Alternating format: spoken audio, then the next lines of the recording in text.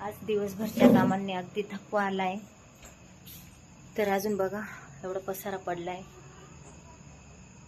आता पार्लरची क्लायंट जरा कमी झालेत म्हणून आता मी ब्लाऊज शिवायला घेणार आहे.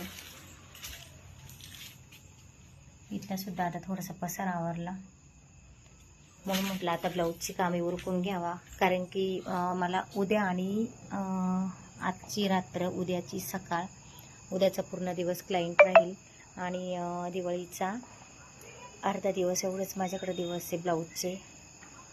त्यामुळे मला ब्लाऊज कंप्लीट करायचं आहे. आणि लाईटिंगसुद्धा माझी इथे हे बघा मी लावलेली आहे. इथे पण स्टारच्या माळी लावलेल्या आहेत. तर अजून काही चालू करायचे आहे. अजून माझं आकाशकंदीलमध्ये सुद्धा बल्ब लावायचा आहे.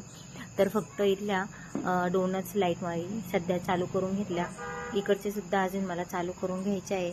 तर आतमधलंही काम असतं ब्लाऊजचं, पार्लरचं, आणि हे सुद्धा डेकोरेशनचं काम अजून माझं भरपूर बाकी आहे. तर पोरीसुद्धा खूप सारे मदत करत असतात.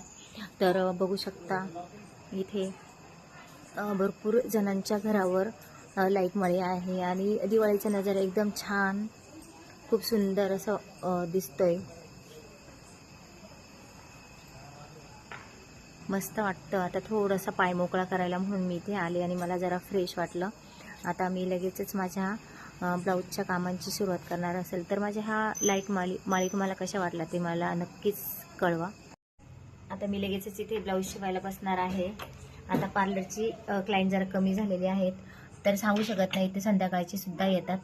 तर सध्या नाही येत, आत्ता तर नाही येत, म्हणून मी लगेच ब्लाऊजची जी काही कटिंग आहे 2-3 ब्लाऊजची ती कटिंग ती शिवणार आहे. आणि नंतर ना उद्यासाठी ब्लाऊजची कटिंग देखील इथे करणार आहे.